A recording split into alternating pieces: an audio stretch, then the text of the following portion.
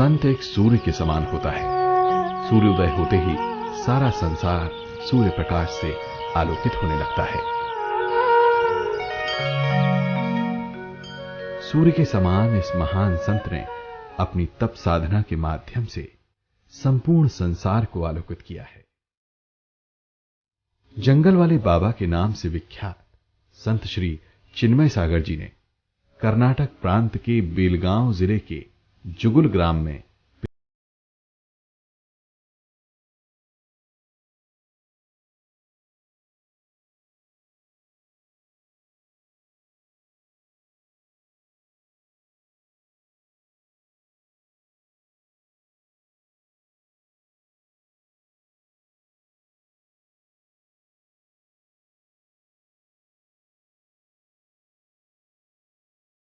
संस्कृत एवं सिद्धांत का अध्ययन कर संत शिरोमणि आचार्य श्री विद्यासागर जी महाराज से दीक्षा लेकर श्री चिन्मय सागर जी निकल पड़े हैं साधना के पथ पर।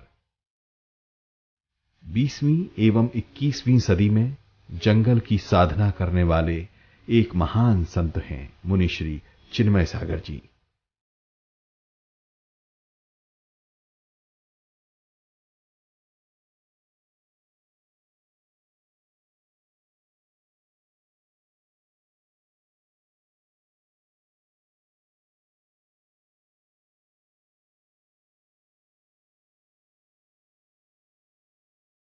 बीसवीं एवं 21वीं सदी में कुंथलगिरी, जिंतूर, टड़ा, मंडला तथा भोपाल के बिलखरिया आदि अनेक स्थानों में वर्षों घनघोर जंगलों में साधना करने वाले एक महान संत हैं मुनि श्री चिन्मय सागर जी।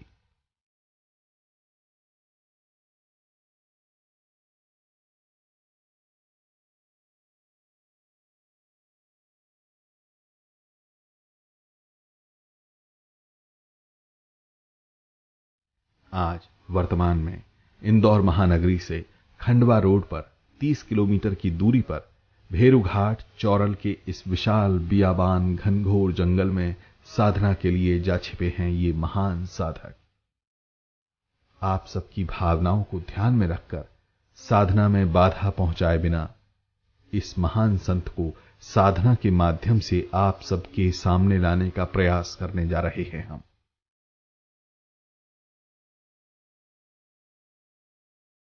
यहां से इस घनघोर जंगल में उनके दर्शन के लिए दर्शनार्थी प्रवेश करते हैं।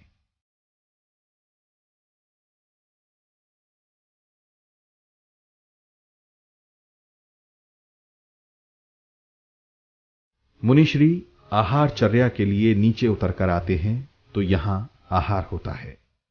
भक्तजन एवं दूर दराज से आए सभी श्रद्धालु यहां आहार देते हैं और देखते हैं।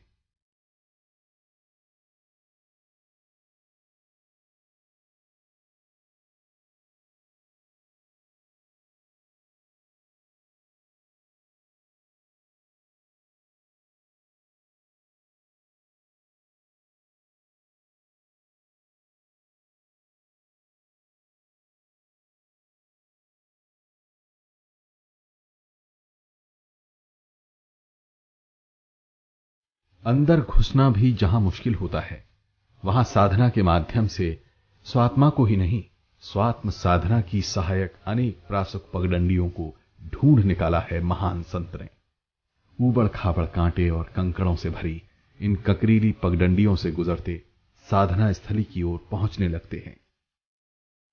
एक ओर देश की राजधानी दिल्ली, छत्तीसगढ़, राजस्थान, गुजरात आदि अनेक प्रांत, अनेक नगर, उपनगर के लोग इन्हें अपने यहां ले जाने के बार बार निवेदन कर रहे हैं।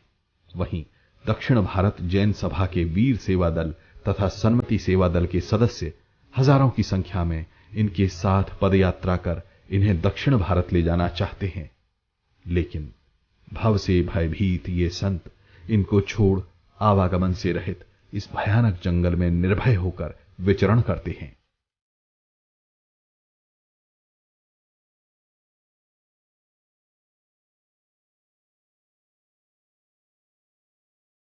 जिज्ञासु जब उनसे पूछते हैं कि इस विशाल जंगल में आप अकेले कैसे रहते हैं, तब वे सहज भाव से कहते हैं कि संसार रूपी घनघोर जंगल में भी जीव अकेला ही तो रहता है।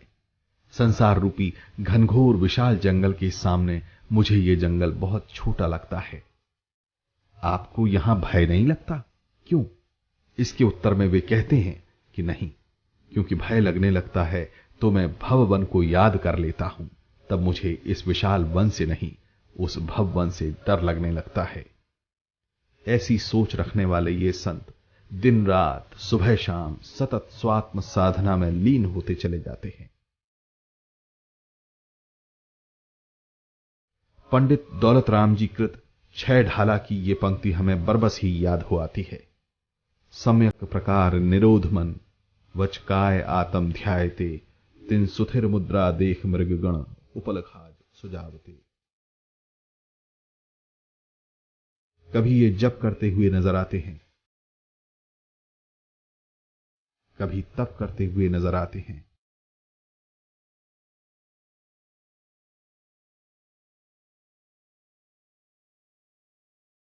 संसार को चीर कर चिंतन में तल्लीन होते चले जाते हैं।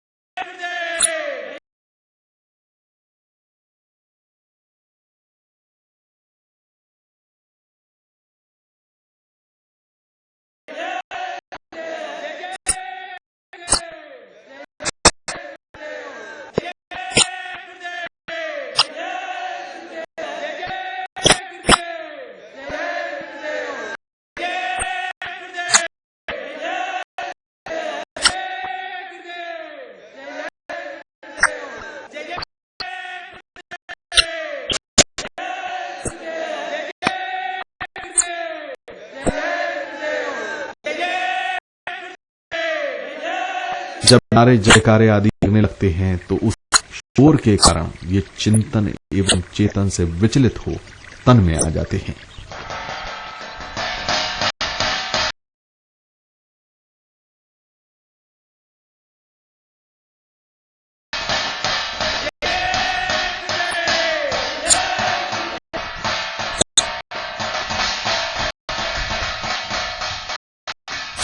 थाली आदि बजाने की आवाज सुनकर दाता और दर्शनार्थी परेशान न हो, इस भावना से बिना इच्छा के ही आहार के लिए धीरे धीरे नीचे उतरकर आने लगते हैं।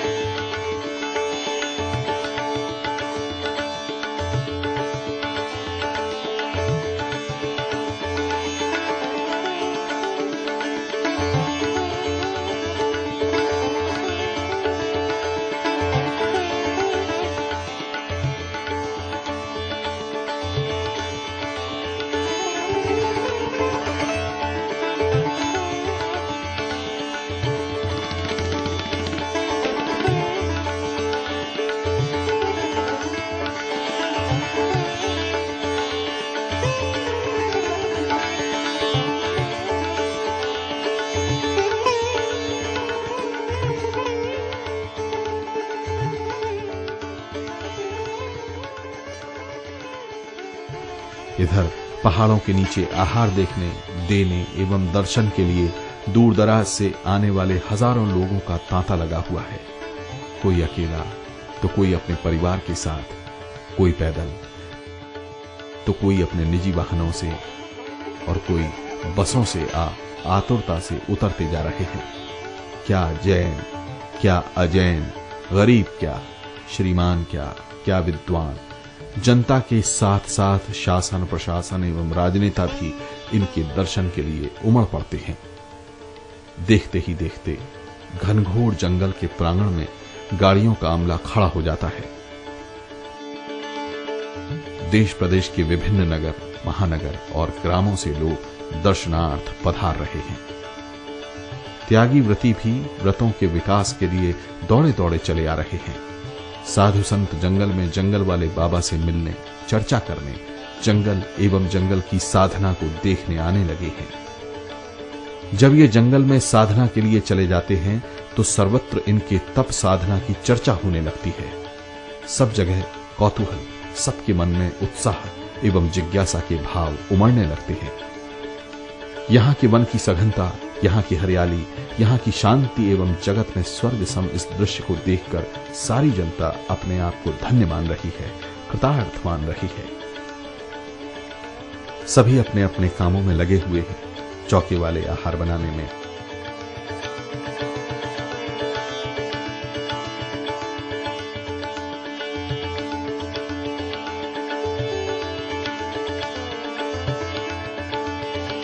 ढूंढने वाले बियाबान जंगलों में मुनिश्री को ढूंढने में। कंकड़ों पत्थरों पर चलते हुए भी महिलाएं, पुरुष, बच्चे, बूढ़े खुशी से आगे बढ़ते चले जा रहे हैं। बीच में आने वाली प्रतिकूलताओं और ऊंचे नीचे पहाड़ों की भी किसी को परवाह नहीं है।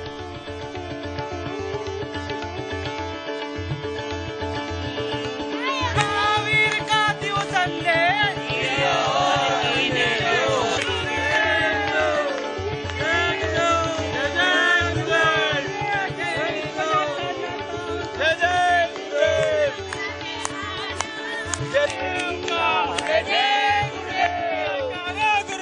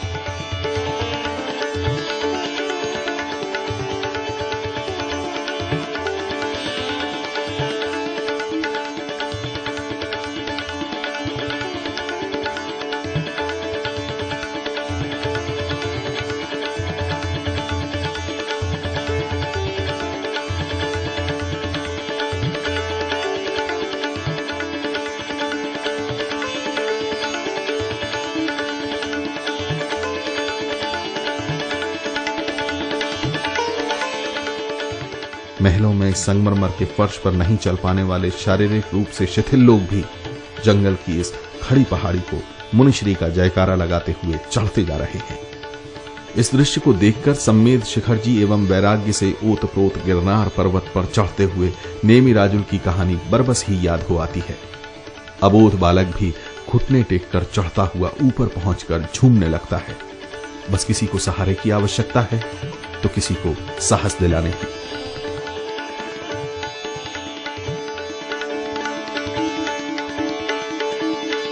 कोई जंगल वाले बाबा के जयकारे का नारा लगा रहा है,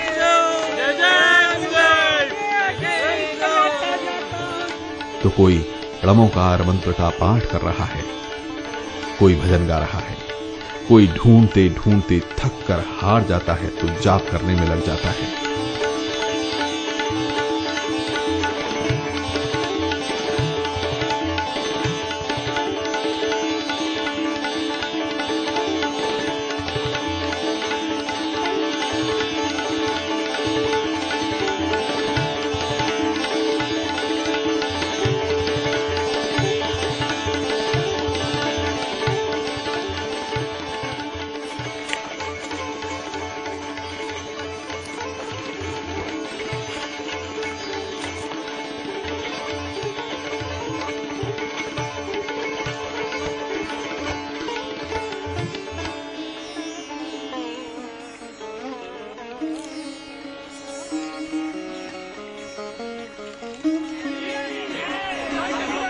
ढूंढती हुई जनता दूर से देखते ही भाव विभोर हो नारे लगाने लगती है।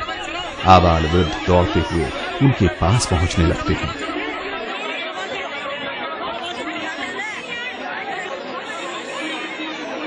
क्यों क्या कर दिया?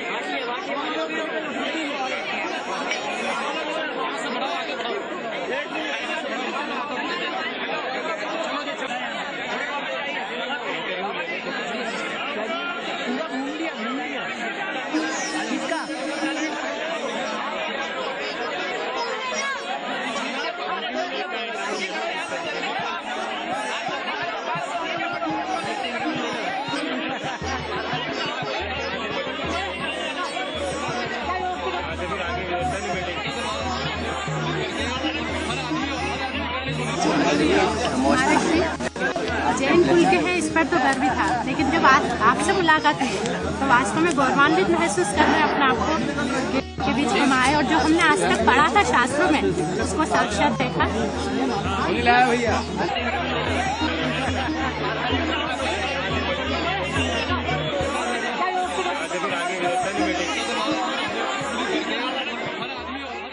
सूर्य को देखकर समय को समझने वाले ये संत कुछ समय के लिए जब रुक जाते हैं तब जनता के साथ ही साथ पत्रकार, फोटोग्राफर, वीडियोग्राफर उन्हें घेर लेते हैं।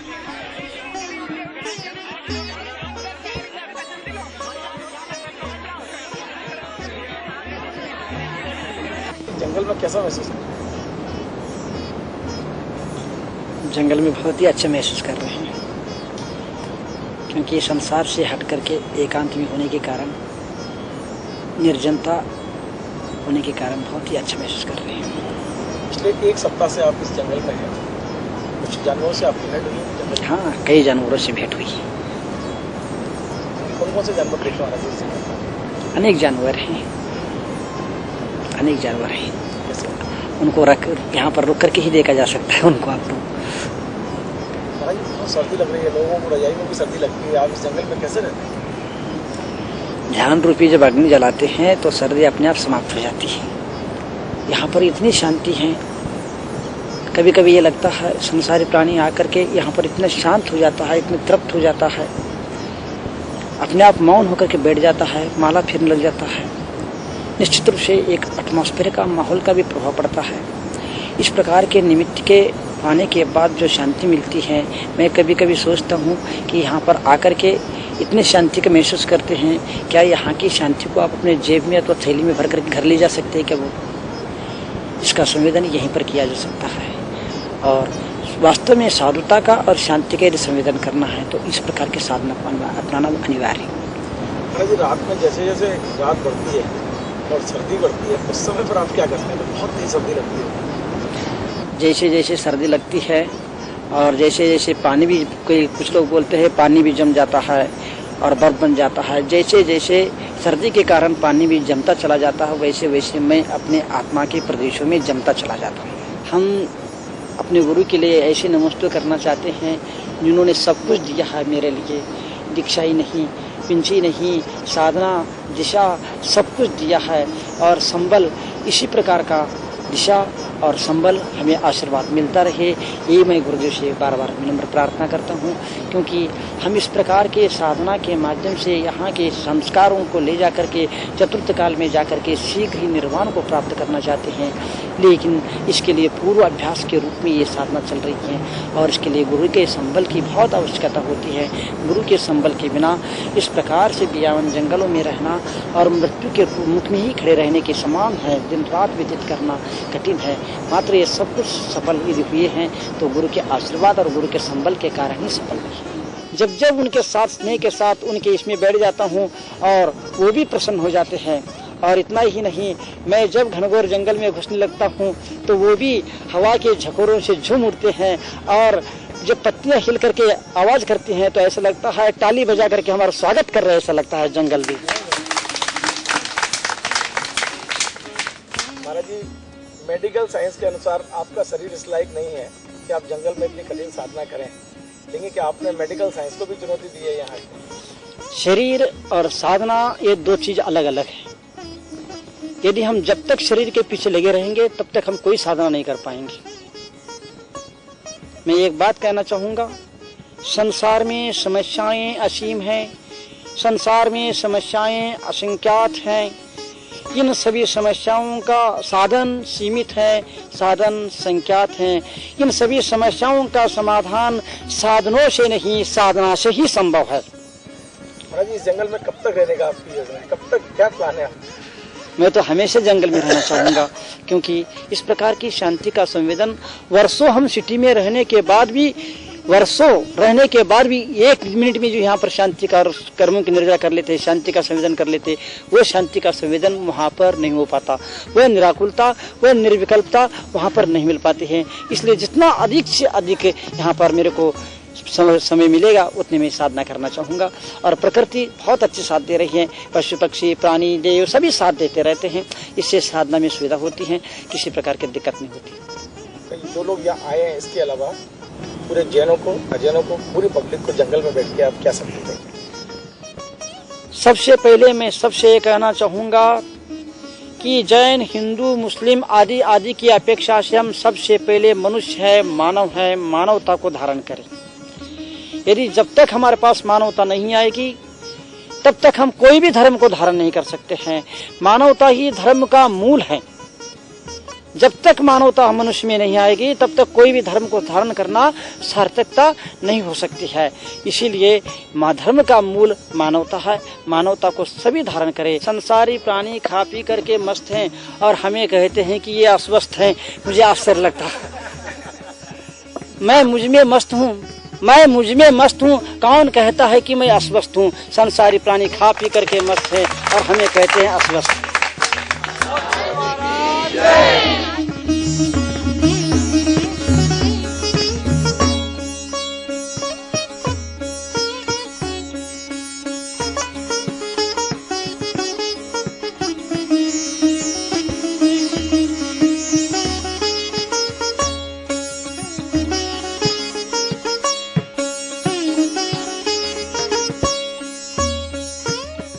प्रभु से सबके कल्याण की प्रार्थना एवं स्तुति कर आहारचर्या के लिए जनता के बीच से निकल पड़ते हैं।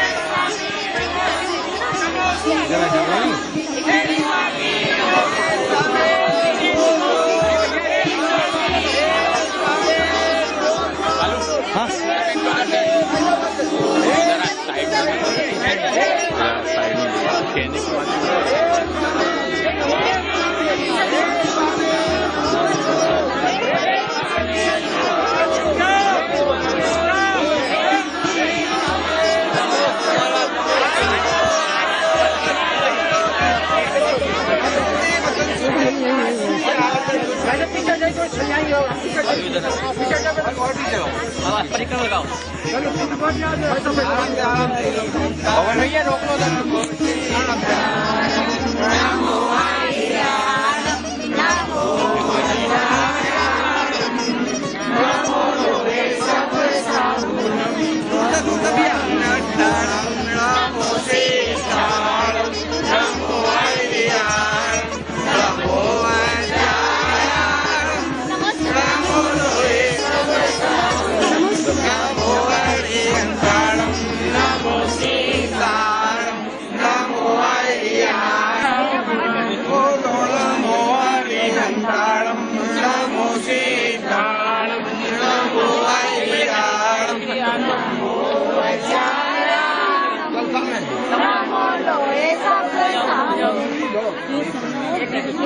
हाँ हम लोग, मैं बोलते जाऊंगा, आप लोग बोलते जाना। हे स्वामी,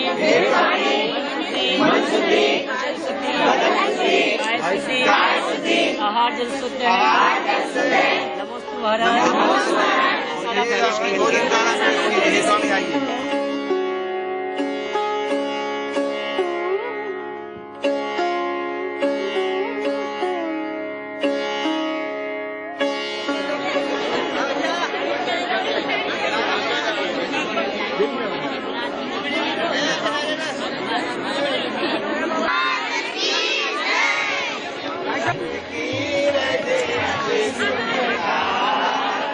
उच्चासन, पाद प्रक्षालन, पूजन, प्रणाम, थाली दिखाना, सामूहिक शुद्धि, अंजलि छुड़ाना, कार्योत्सर्ग।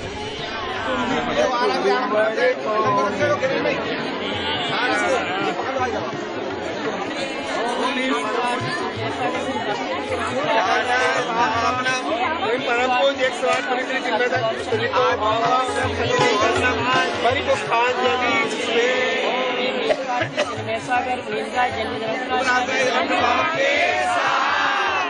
एक चिन्मय सागर मिला सहिता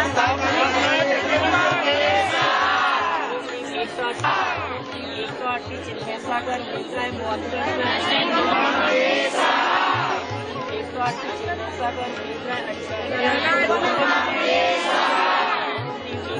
चिन्मय सागर मिला मोक्ष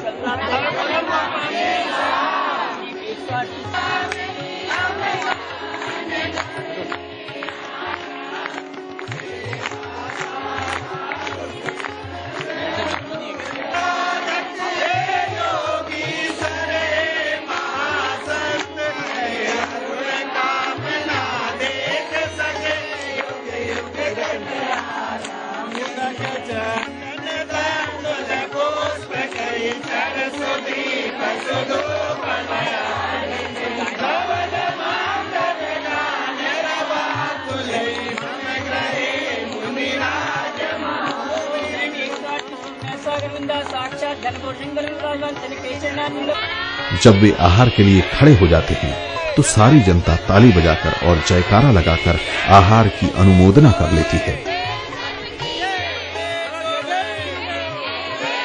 दूरदराज से आई जनता एवं जंगल में होने वाली आहारचर्या का ये दृश्य देखकर सभी आह्लादित हो रहे हैं।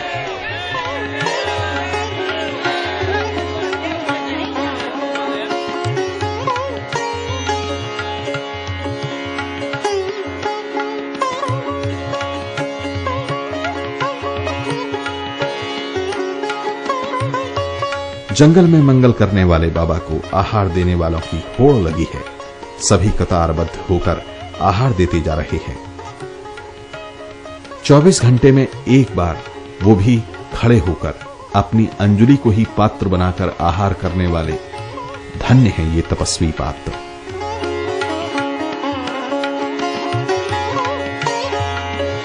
एक बार में ही दूध, पानी, औषधि आदि सब कुछ लेने वाले। पुनः 24 घंटे के लिए पूर्ण रूप से आहार पानी का त्याग करने वाले इन श्रमण संत को श्रावक जन शांति से शोध कर आहार देते जा रहे हैं।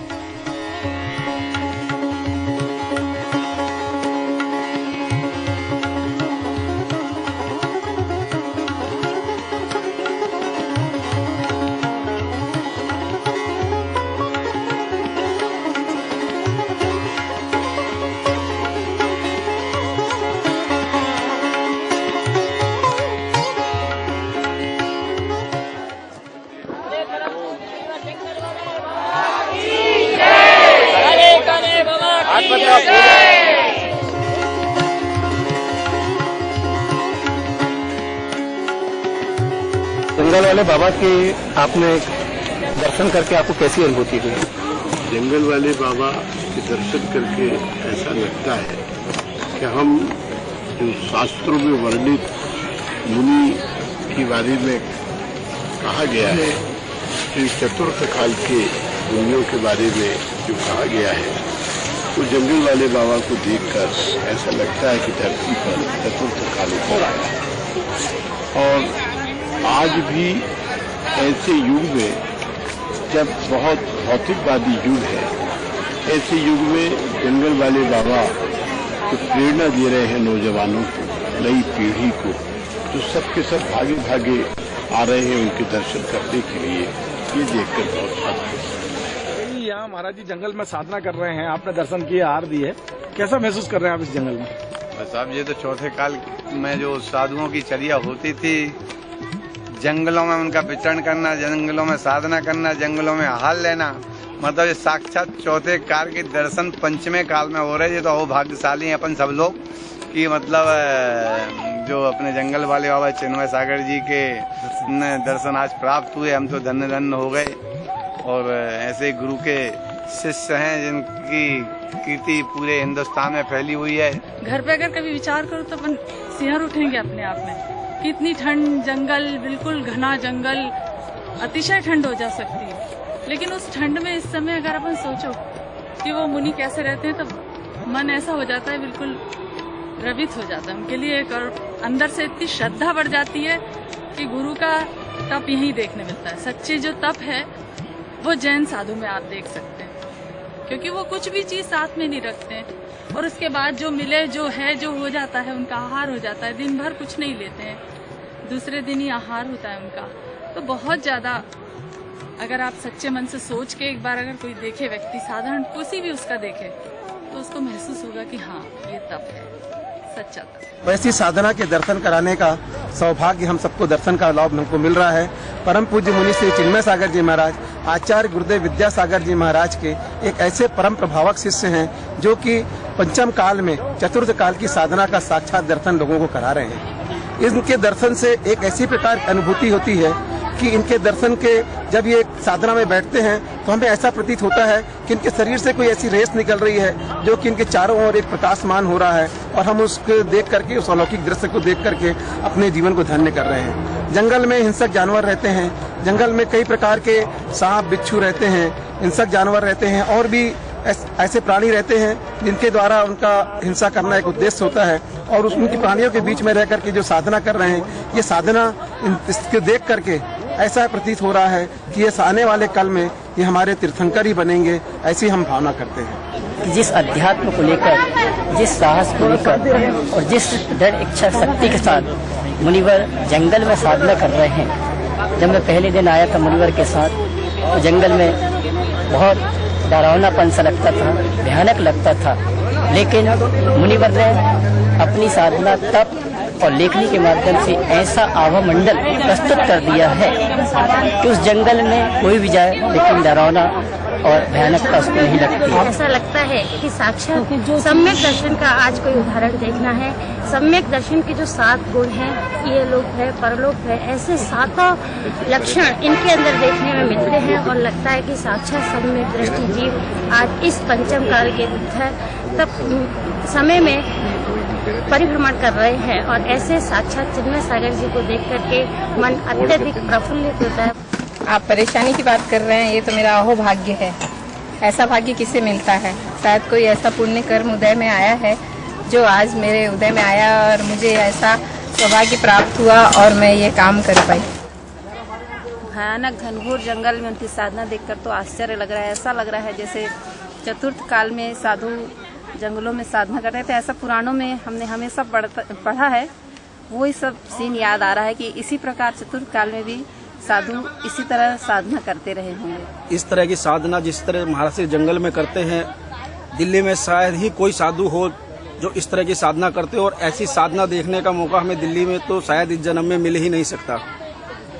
और महाश्री की साधना से ही प्रेरित होकर मैं उनके दर्शन के लिए बारंबार यहाँ पर आता हूँ, और यहाँ पर आकर मुझे विशेष शांति का अनुभव होता है। गुरुदेव की तपस्या को देखकर ऐसा लगता है कि जैसे किसी साहित्याचार्य की पंक्तियां हैं कि पथ में पथिक विश्राम कैसा, पथ में पथिक विश्राम कैसा, लक्ष्य तक पहुँचे बिना कदम बढ़ाते ही चलो, शीघ्र होगा सत्य सपना, शीघ्र होगा सत्य सपना। और उसी सपनों को गुरुदेव साकार कर रहे हैं। जंगल वाले बाबा के बारे में कहना ही क्या, इतना अद्भुत चमत्कार उनके द्वारा जो होता है वो वर्णन उसका नहीं किया जा सकता है।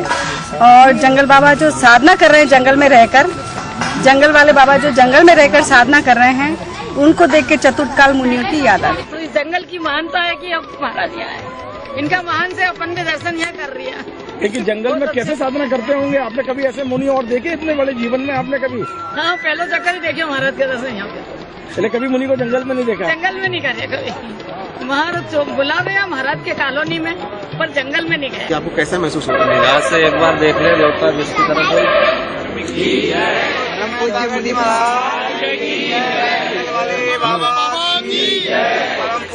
श्रोमणी आचार्य विद्यासागर जी महाराज की जय, आचार्य संघ की जय। ओम नमः सिद्धेभ्यो विद्यासागर विश्ववन्द्य शमनम् भक्त्या सदा संस्तुते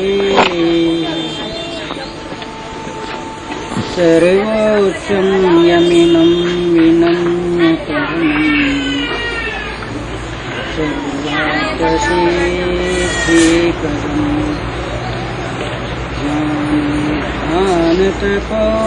ज्ञानतपोऽपिरक्तमुनिपम्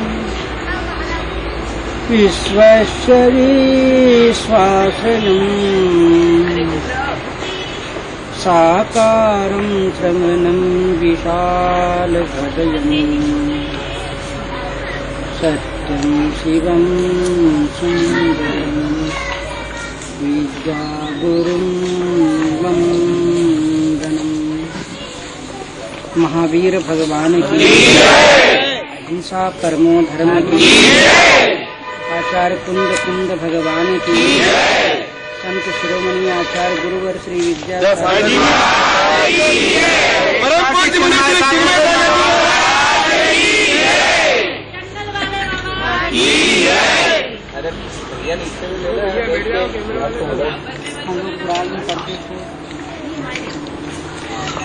कि जंगल में मुनिराजों को आहार दिया गया और वहाँ पर 4 प्राणियों ने, बंदर, नेवला, सुअर और शेर ने आहार दान की अनुमोदना की। और वे क्रम से तीर्थंकर, चक्रवर्ती, आदिनाथ तीर्थंकर बने और चक्रवर्ती बने। और इतना ही नहीं, राजा श्रेयांश और सोम बन करके अपने आत्मा का कल्याण किया। आज हम लोगों का सौभाग्य है कि आज हम लोगों को यहाँ पर इस प्रकार का काम करने का सौभाग्य मिल रहा है कि आप लोगों को लगता है कि हम जंगल में हैं, लेकिन हमें नहीं लगता है कि हम एक जंगल में हैं। हमें तो ये लगता है कि हम संसार रूपी धाम खोज भी लगे रहते हैं। उसी प्रकार जिसकी जो ललक रहती है, उसके संसाधन उस प्रकार के अपने आप मिलते चली जाती है और उनको मालूम पड़ता है। जनता से बचने के लिए जंगल चले जाने वाले जंगल वाले बाबा अपार जन समूह से घिर जाते हैं। सारी जनता भाव विभोर हो गई है। कोई भजन गा रहा है, कोई नारे लगा रहा है, कोई एक झलक उन्हें देखने के लिए तरस रहा है, तो कोई एक झलक महाराज हमको देख लें इसके लिए। कोई पैर छूना चाहता है, कोई रजकण माथे पर चढ़ाकर धन्य हो जाता है, कोई उनसे मिलना चाहता है, कोई उनसे चर्चा करने के लिए आतुरित है, तो कोई उनके मुखारविंद से कुछ सुनना चाहता है।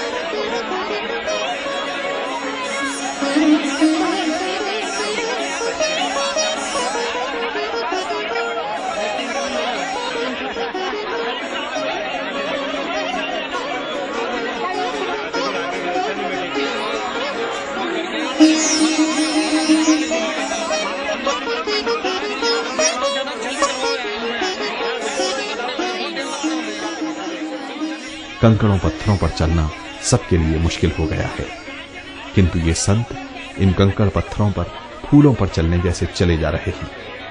इनको कंकड़ पत्थरों पर चलते हुए देख ऐसा लगने लगता है कि ये कंकड़ पत्थरों को नहीं, अपने कर्मों को कुचलते जा रहे हैं।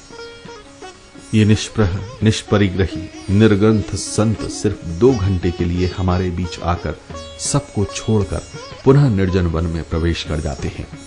उनके 2 घंटे हमारे हैं तो 22 घंटे अब उनके अपने हैं। न किसी से बात, न किसी से मिलना, न ही कोई मनोरंजन का साधन, न कोई कुटिया, न ही कोई उजाला, चाहे अमावस्या की अंधेरी रात हो या पूर्णिमा की चांदनी। धन्य है ये निर्भीक निर्ग्रंथ श्रमण संत। चाहे चलना हो चाहे बैठना, सब में साधना, सब कुछ साधना के लिए, सब कुछ चिन्मय में, सब कुछ चिन्मयता के लिए। अनेक ऊंचे नीचे पहाड़ों को चढ़ते उतरते हुए अपनी साधना स्थली की ओर चल पड़ते हैं। हवा के समान अविरल बहने वाले श्रमण संत अब आते हैं या नहीं की आशंका से आकुलित पशु पक्षी पेड़ पौधे। जैसे ही ये जंगल में प्रवेश करने लगते हैं वैसे ही मंद पवन चलकर इनकी अगवानी करने लगती है। पेड़ पौधे हिलौरें लेते हुए झूम उठते हैं, अपने पत्तों एवं फूलों को बरसाकर पुष्प वृष्टि करने लगते हैं। हिलकर आवाज करती हुई पत्तियां ताली बजाकर स्वागत करने लगी हैं। पक्षी खुशी से कलरव करने लगे हैं। कंकड़ पत्थर पैरों तले आकर पैर चूमने आतुरित हो उठे हैं। कभी ये शीतकाल की कड़कड़ाती ठंड में निराकुल हो नदी के किनारे, कभी ग्रीष्म काल में पर्वतों की चोटी पर, तो कभी वर्षा काल में तरु के नीचे निराकुल हो नित शुद्धात्म स्वरूप में तल्लीन रहते हैं। करते तप शैली नदी तट पर तरु तल वर्षा की झड़ियों में समता रसपान किया करते, सुख दुख दोनों ही घड़ियों में। मनुष्यकृत, देवकृत, त्र्यंचकृत आदि अनेक उपसर्ग विजेता।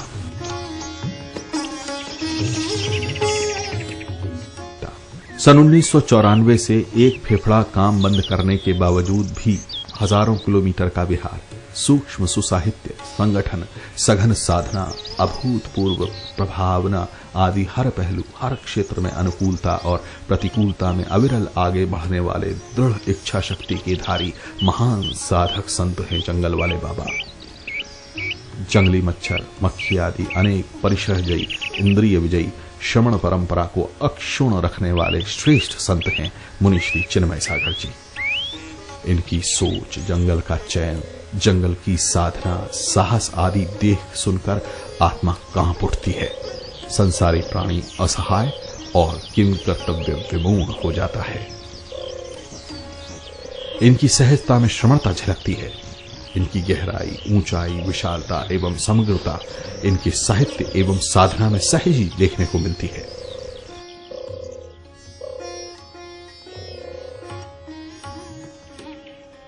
आचार्य कुंद कुंद भगवान ने जिस प्रकार जंगल में साधना कर 84 पाहुड़ों की रचना की है, उसी प्रकार मुनिश्री ने भी निशब्द निर्जन वन में निश्चित निराकुल हो जन कल्याण के लिए जनोपयोगी अनेक साहित्यों की रचना की है। कुंद कुंद भगवान की अष्टपाहुड़, इष्टोपदेश, द्रव्य संग्रह, समाधि शतक आदि ग्रंथों को दोहा एवं ज्ञानोदय छंद में अनुदित किया है। 10 लक्षण धर्म पर करीब 1800 दोहे लिखे हैं। इसके अलावा दोहा शतक, 10 लक्षण शतक, श्रमण भावना शतक, विद्या गुरु शतक, श्रावक धर्म का सार, 12 भावना छोटी बड़ी, कन्नड़, मराठी, हिंदी, इंग्लिश आदि भाषाओं में अनेक कविताएं लिखी हैं। 24 ढाला सिद्धांत प्रवेशिका, 6 ढाला समीचीन प्रश्नोत्तरी, 6 ढाला समीचीन प्रश्नोत्तरी मल्टी कलर इंग्लिश अनुवाद सहित आहार दान क्यों, कहां, कैसे मल्टी कलर सचित्र इंग्लिश अनुवाद सहित, शांतिनाथ स्तुति मल्टी कलर सचित्र इंग्लिश अनुवाद सहित, स्वात्म साधना सूत्र मल्टी कलर इंग्लिश अनुवाद सहित, चिन्मयता की छांव में 3 भाग में इंग्लिश अनुवाद सहित अप्रकाशित 1008 विषयों पर करीब 36,000 सूत्रों की रचना की है मुनिश्री ने जंगल में। इनको देख पूर्वाचार्यों का सहज ही स्मरण हो आता है, अंतरंग में आस्था जाग जाती है। इनके अप्रकाशित अनेक ग्रंथ लोक को आलोकित करने आतुरित हैं। अविरल ज्ञान का झरना झरता जा रहा है। सारा संसार उनके ज्ञान में झलकता जा रहा है। अनेक कीड़े मकोड़े, हिंस, जीव जंतुओं के बीच में भी अहिंसक बन अविरल आत्मा में विचरण करते रहते हैं। विरक्त विचार वाले ये बैरागी संत कभी ज्ञान में, कभी ध्यान में, तो कभी तप में तल्लीन होते चले जाते हैं। स्वार्थ त्याग की कठिन तपस्या बिना खेद जो करते हैं, ऐसे ज्ञानी साधु जगत के दुख समूह को हरते हैं। चिन्मयता की छांव में स्वयं कहते हैं, जंगल में कांटे कटीली झाड़ियों में जब मैं घुसता चला जाता हूं, तब मुझे ऐसा लगने लगता है कि मैं जंगल एवं झाड़ियों में नहीं, सुख शांति स्थिरता एवं स्वात्मा में घुसता एवं धंसता जा रहा हूं।